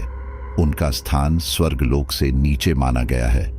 देवी देवताओं के करीब रहकर उनकी सेवा करने की वजह से उनमें भी कुछ दिव्य शक्तियां वास करती हैं। इन्हें हराना बहुत मुश्किल होता है। ये यक्षिणी ये सब कर रही है तो इसके पीछे जरूर कोई खास वजह होगी। सिया एक बार फिर कार तेजी से किसी सुनी हाईवे में भगा रही थी। उस हाईवे के दोनों तरफ घने जंगल के सिवाय और कुछ भी नहीं था। बगल वाली सीट में वही तांत्रिक बैठा रास्ता बता रहा था। पिछली सीट में महक घबराई सी बैठी थी और बार बार उसके मन में आ रहा था कि मैं बेवजह क्यों इन सभी में फंस रही हूं। कुछ देर तक ड्राइविंग करने के बाद आखिरकार वह कच्चा सड़क आ ही गया जहां से दूर एक सुन्नी हवेली दिखाई दे रही थी। उस तांत्रिक ने उन्हें उस हवेली को दिखलाते हुए कहा, वो रही वो हवेली जहां हमें जाना है। उस यक्षिणी का राज वहीं कहीं मिल सकता है। ये सुनते ही सिया ने गाड़ी की स्पीड और भी बढ़ा दी और जल्द ही उनकी कार जर्जर हो चुके हवेली के प्रांगण में खड़ी थी। तांत्रिक उस हवेली को भूखे भाव से देखने लगा, जबकि महक ने कुछ खौफ भरी नजरों से उस पूरे हवेली को घूरते हुए कहा, दीदी, यह तो रामसे ब्रदर्स की पुरानी हवेली का सेट लगता है। हमें यहाँ क्या ही मिलेगा? सिया ने कुछ आंखों से डपटते हुए कहा, हमें यहाँ कोई ना कोई सुराग जरूर मिलेगा। तुम बस अपना ध्यान रखो और मेरे साथ ही रहना। कुछ ही देर बाद वो तीनों उस पुरानी खौफनाक हवेली के अंदर थे। दिन के उजाले में भी वहां का माहौल खौफनाक और मनहूस लगता था। हर जगह बस मकड़ी के जाले और धुल की मोटी चादर के अलावा कुछ टूटी फूटी फर्नीचर नजर आती थी। सिया की नजर अचानक एक सुंदर लड़की की तस्वीर पर पड़ी जो धुल से ढकी होने के बावजूद अपनी खूबसूरती बिखेर रही थी। वह लड़की अपने आप में किसी अभिनेत्री की तरह खूबसूरत थी। सिया ने उस तस्वीर की तरफ इशारा करते हुए कहा, बाबा, ये लड़की कौन है?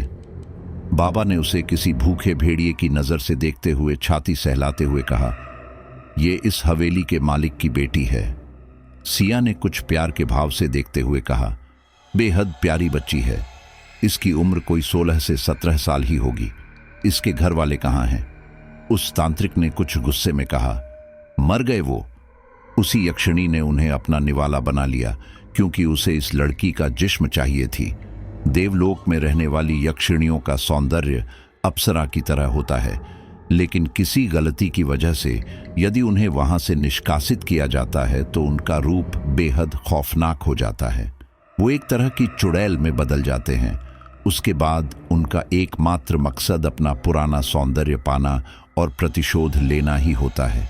यह यक्षिणी भी अपना रूप पाने ही यहाँ आई थी और उसने इस लड़की के सभी परिवार के सदस्यों की जान ले ली और अंत में इसे भी मार डाला होगा।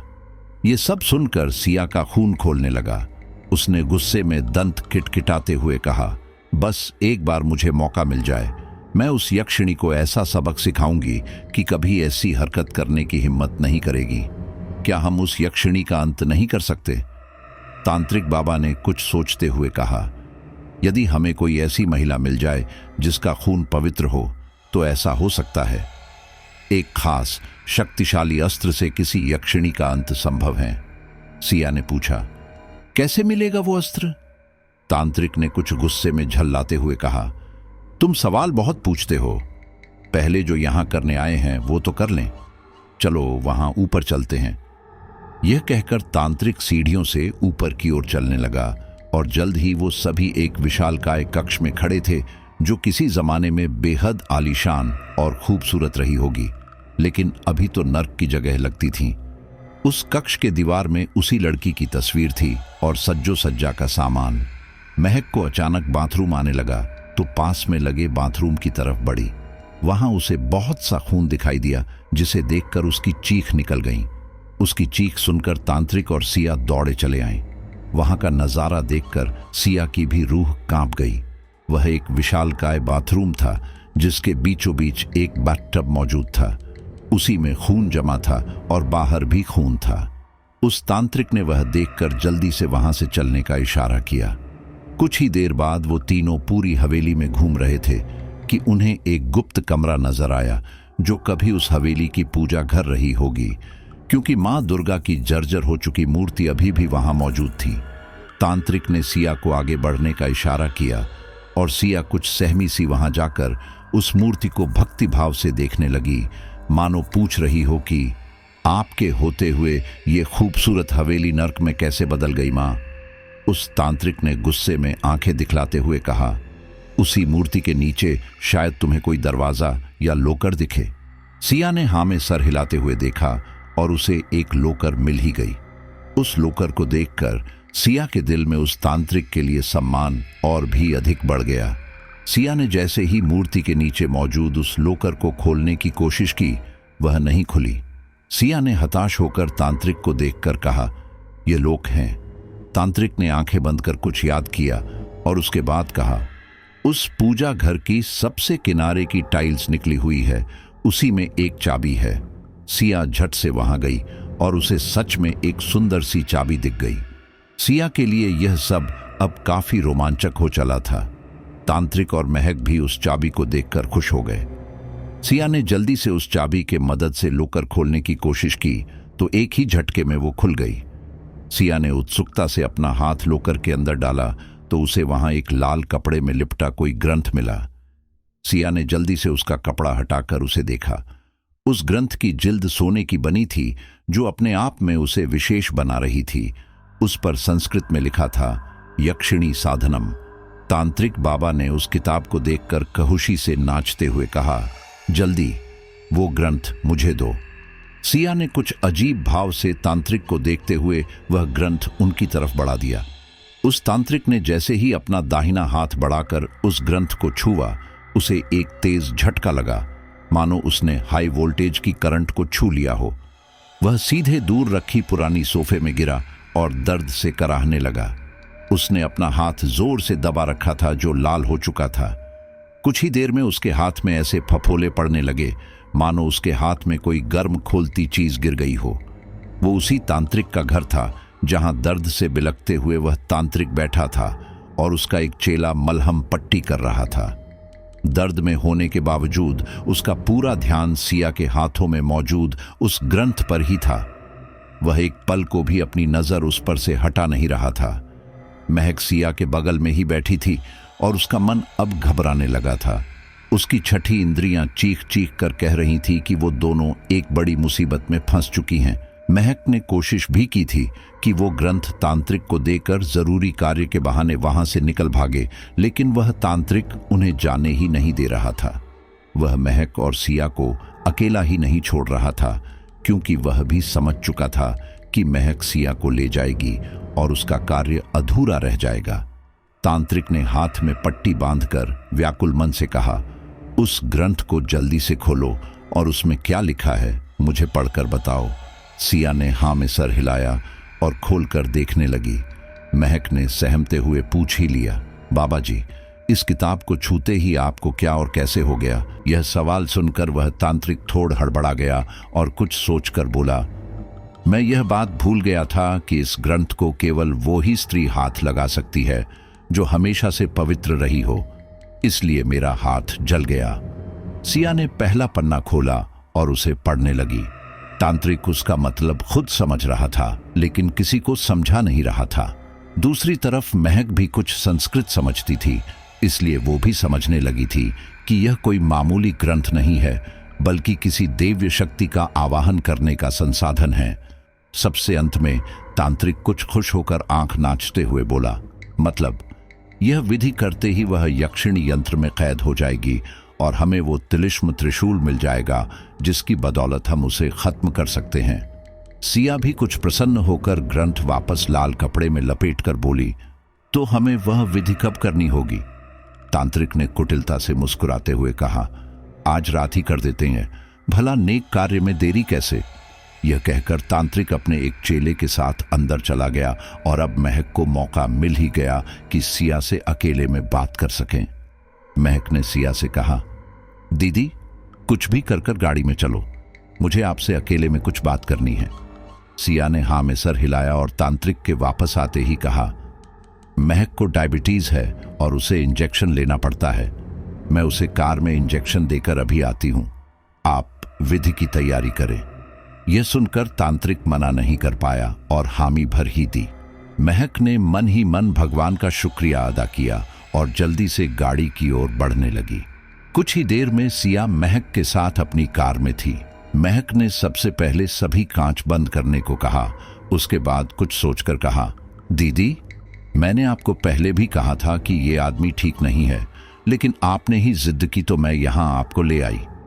आपको पता है, इसने मेरे ऊपर से काला जादू हटाने के नाम से मेरा रेप किया। मेरे पति ने ही मुझे पकड़ा हुआ था और वो मेरा रेप कर रहा था। मुझे अब भी लगता है कि अचानक से महक की दर्द भरी चीख निकल गई। सिया यह देखकर घबरा गई और महक का हाथ थाम लिया। महक अब अपना पेट पकड़कर जोर जोर से चीखने चिल्लाने लगी। सिया घबराकर जल्द ही वापस तांत्रिक के पास गई तो वह भागकर उसके पास आया और उसका हाथ पकड़कर कुछ मंत्र बुदबुदाते हुए बोला, उस यक्षिणी ने इस पर अपना शक्ति अस्त्र का प्रयोग किया है। यदि हमने जल्द से जल्द उस यक्षिणी को नहीं बंदी बनाया तो कल सुबह तक यह मर जाएगी। यह सुनकर सिया बेहद घबरा गई और हाथ जोड़कर बोली, बाबा, मेरी बहन को बचा लीजिए, इसका एक छोटा बच्चा है, यदि इसे कुछ हो गया तो मैं क्या जवाब दूंगी सबको। उस तांत्रिक ने अपने चेले को इशारा किया कि महक को लेकर घर के अंदर आएं। महक वहां वापस नहीं जाना चाहती थी, लेकिन उसे इतना तेज दर्द हो रहा था कि वो कुछ भी बोल ही नहीं पा रही थी। कुछ ही देर में तांत्रिक ने उसे अपने कमरे के बिस्तर पर लेटाया और कोई औषधि पीने को दी। महक वो नहीं पीना चाहती थी, लेकिन सिया ने जबरन उसे वो पिला ही दिया और महक एकदम शांत पड़ गई। उसके बाद वो गहरी नींद में सो गई। सिया ने हाथ जोड़कर कहा, बाबा, जो भी करना है जल्दी करे। तांत्रिक ने हाँ में सर हिलाया और अपने चेले के साथ सिया को वहीं महक के पास छोड़कर चला गया। वो तंत्र साधना हेतु बनाया गया एक गुप्त कमरा था, जहां कुछ दीपक और दीवारों पर मसाले जल रही थीं। बीच में एक हवन कुंड में अग्नि भभक रही थी, जिसके ठीक सामने सिया काली साड़ी में योग मुद्रा में बैठी कुछ मंत्र बुदबुदा रही थी। उसकी आंख बंद थी, इसलिए उसके आसपास क्या हो रहा है उसका उसे तनिक भी आभास नहीं था। उसके चारों ओर एक अजीब सी रोशनी घिरने लगी थी, जिसे देखकर तांत्रिक अपनी सफलता की खुशी मना रहा था। कुछ देर बाद उस चमकती रोशनी से एक यंत्र का रूप ले लिया और हवा में तैरने लगा। उस तांत्रिक ने योग मुद्रा में बैठी सिया का हाथ पकड़ा और एक छोटी कटार से उसकी हथेली काट दी। सिया का ध्यान इस दर्द से थोड़ा भटका, लेकिन तांत्रिक ने उसे आंखें खोलने से रोकते हुए चिल्लाकर कहा, खबरदार, जो आंखें खोली मत भूल कि तेरी वजह से तेरी बहन की जान दांव पर लगी है। सिया यह सुनकर दोबारा मंत्रोच्चारण में लग गई। उस तांत्रिक ने मुस्कुराते हुए जैसे ही सिया का खून उस चमत्कारिक यंत्र में डाला, अगले ही पल एक सुंदर सी स्त्री उस यंत्र में कैद हो गई। यह देखकर तांत्रिक खुशी से झूमते हुए नाचने लगा और सिया को उठने का इशारा किया। सिया ने जैसे ही अपनी आंखें खोली, वहां का नजारा देखकर चिल्ला पड़ी। उसके सामने एक चमकता सा यंत्र था जिसमें कोई सुंदर सी स्त्री कैद होकर खुद को स्वतंत्र करवाने के लिए चीख चिल्ला रही थी। वह तांत्रिक खुशी से नाचते हुए सिया से कहा, ये रही वो यक्षिणी जिसने तुम्हारे पति की जान ली। तुम्हारी बहन की जान भी अब इसी के हाथ में है। मैं तुम्हें इसके साथ यहां अकेला छोड़ता हूं। वहां किनारे अभिमंत्रित कोड़ा रखा है, वह लो और मार मार कर इससे अपनी पति का बदला लो और महक को ठीक करने को भी मजबूर करो। यदि कल का सूरज उग गया तो तुम्हारी बहन नहीं बचेगी। यह कहकर तांत्रिक उस कमरे का दरवाजा बाहर से बंद करके वहां से चला गया। सिया ने क्रोध से किसी जहरीली नागिन की तरह उफनते हुए वह कोड़ा अपने हाथ में लिया और अगले ही पल वह कमरा एक स्त्री के भयानक चीत्कार से गूंज उठी। सिया जैसे अपने होश में नहीं थी, वह लगातार उस पर प्रहार किए जा रही थी, जिससे कि उस यक्षिणी ही हालात खराब होने लगी थी। सिया के दिमाग में इस वक्त केवल उसके पति की लाश थी। सिया गुस्से में पागलों की तरह माया पर कोड़े बरसा रही थी। कुछ ही देर में वह कोड़ा ही टूट गया और सिया घुटनों के बल बैठकर फूट फूट कर रोने लगी। माया अब कुछ संभलने लगी थी। उसके घाव जल्द ही भरने लगे और वह थोड़ी देर में एकदम ठीक हो गई। यह देखकर सिया का खून खोलने लगा और उसने गुस्से में टूटे हुए कोड़े का एक टुकड़ा उठाकर कहा, बोल, मेरी बहन को ठीक करेगी या नहीं? माया ने खिलखिलाकर हंसते हुए कहा, मुझे तुम पर तरस आता है। तुम्हें पता भी है तुम्हारी बहन के साथ क्या किया है उस तांत्रिक ने? सिया कुछ गुस्से में बोली, उसने नहीं, तुमने ही उसे कुछ कर दिया है। बाबा ने तो उसे बस औषधि देकर सुलाया है, वरना वो तो कब का मर जाती।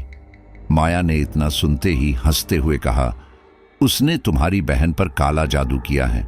वह कुछ ही देर में तेरी भी बलि देगा और वो तो सुबह तक वैसे भी मर ही जाएगी। सिया ने अब की बार कुछ शांति से पूछा, तुम क्या कह रही हो? माया ने कुछ दुख से कहा, सुनो, क्या तुम उस लड़की की कहानी नहीं जानना चाहती जिसकी सुंदर फोटो उस हवेली में थी जहां से तुम्हें वो ग्रंथ मिला? सिया ने हाँ में सर हिलाते हुए कहा, मुझे जानना है कि क्या किया तुमने उसके साथ। माया ने अब की बार क्रोध में चिल्लाते हुए कहा, मैंने नहीं, उस तांत्रिक ने किया है। उस लड़की के चक्कर में उसका पूरा परिवार खा गया वो। सिया ने कुछ घबराते हुए कहा, क्या बोल रही हो? मुझे कुछ समझ नहीं आ रहा है, सब कुछ विस्तार से बताओ। माया ने कहना शुरू किया, सुनो, आज से कई सालों पहले एक कृष्णा नाम का गरीब किसान था। एक बार जब वह अपने खेती की खुदाई कर रहा था तो उसे एक मटका मिला। उसने सोचा कि यह जरूर सोने से भरा होगा। वह जैसे ही उसने खोला, उसे उसमें वही ग्रंथ मिला जो तुम्हें हवेली में मिली थी। कृष्णा ने वो ग्रंथ छिपा लिया और निर्जन में जाकर शांति से पढ़ने लगा। उस ग्रंथ को पढ़कर उसे ऐसा लगा कि यदि वो इस यक्षिणी मतलब मुझे पाले तो उसकी जिंदगी बदल सकती है।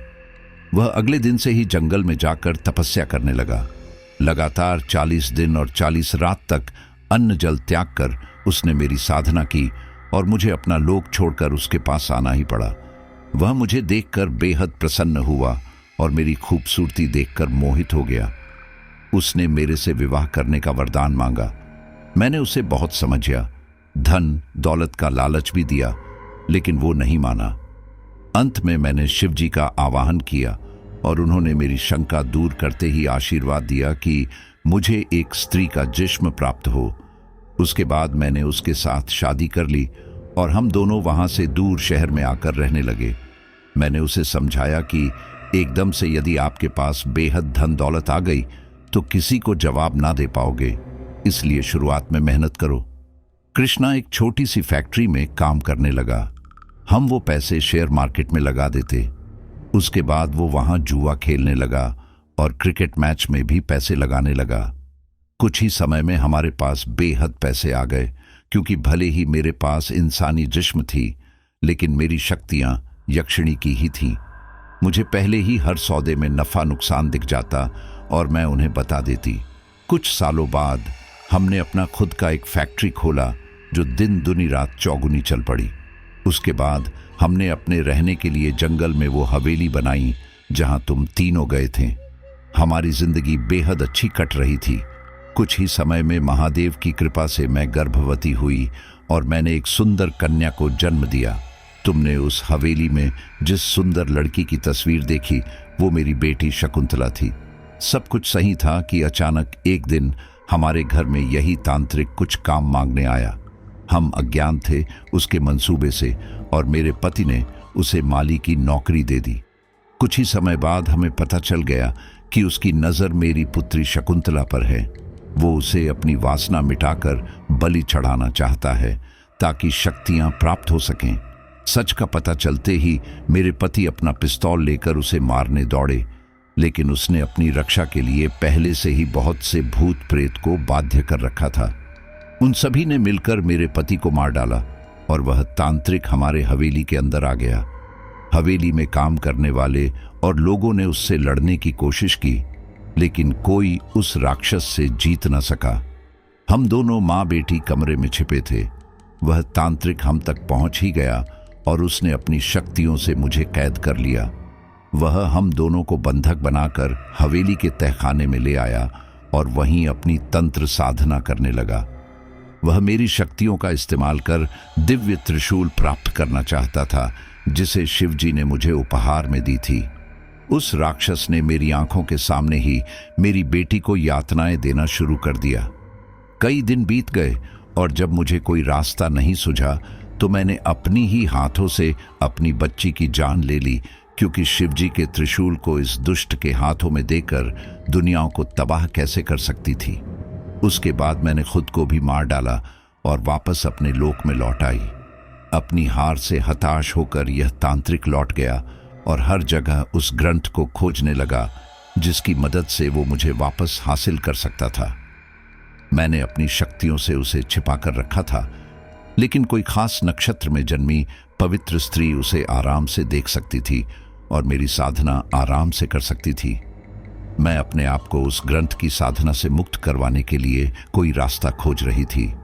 मुझे किसी देव से झांत हुआ कि यदि मैं 21 जवान वासना में डूबे लड़कों का खून देवी के चरणों में चढ़ाकर उन्हें प्रसन्न करूं, तो उसके बाद मुझे उस ग्रंथ से छुटकारा मिल जाएगा। उसके बाद वह ग्रंथ ही नष्ट हो जाएगा। मेरी शक्तियां उस ग्रंथ से जुड़ी हैं। जब तक मैं जिंदा हूं, उस ग्रंथ को कुछ नहीं हो सकता। सिया ने गुस्से में कहा, क्या फर्क है तुम में और उस हैवान में? तुम्हें भी तो 21 जवान लड़कों की बलि चाहिए। माया ने मुस्कुराकर कहा, मुझे उन लड़कों की बलि नहीं, बस उनका खून चाहिए था। मैंने 20 लड़कों का खून संभाल कर रखा है, बस एक की कमी थी। मुझे अफसोस है कि मैं सिर्फ एक लड़के से हार गई। तुमने उसके लिए मुझे सिद्ध कर लिया, ऊपर से कैद करके मार भी रही हो। कुछ ही देर में वो तुम्हारी बलि मुझे ही देगा, जिससे कि मेरे पास उस अमोघ त्रिशूल को उसे देने के सिवाय और कई रास्ता नहीं रह जाएगा। तुम्हारी वजह से, सिर्फ और सिर्फ तुम्हारी वजह से सब खत्म हो गया। इस दुनिया में उस तांत्रिक का राज होगा। माया ने कुछ सशंकित भाव से कहा, मैं तुम्हारी बात का यकीन कैसे करूं? सिया ने मुस्कुराते हुए दीवार की तरफ इशारा किया, जहां सिया को अपनी बहन बिस्तर में निर्वस्त्र दिखी। वह तांत्रिक उसका शारीरिक शोषण कर रहा था और महक रो रही थी। माया ने वो दिखाकर कहा, क्या अब भी तुम्हें कोई सबूत चाहिए? तुम्हारी बहन के साथ यह सब पहले भी वो कर चुका है। संतान की लालच में उसने सब कुछ सह लिया और इसलिए वो तुम्हें यहां नहीं लाना चाहती थी। वो तुम्हें कार में बस इसलिए लेकर गई थी कि ताकि तुम्हें सच बताकर यहां से भगा सकें। उस तांत्रिक ने तुम्हें कितने दिनों से कैद कर रखा है। अभी भी तुम इस कमरे में कैद हो।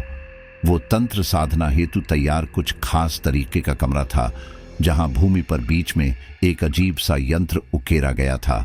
सिया कुछ मदहोश सी उसी यंत्र के पास पड़ी थी।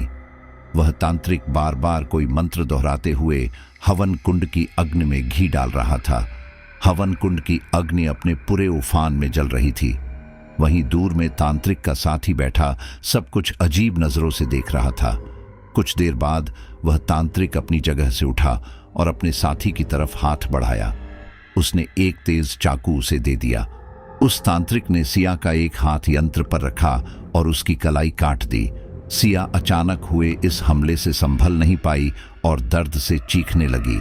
कुछ ही देर में उसकी नसों में बहता खून उस यंत्र में भरने लगा और अब वह यंत्र साफ दिखने लगा। वह खास तांत्रिक क्रियाओं के लिए बनाया गया बेहद खौफनाक चक्रव्यूह लग रहा था।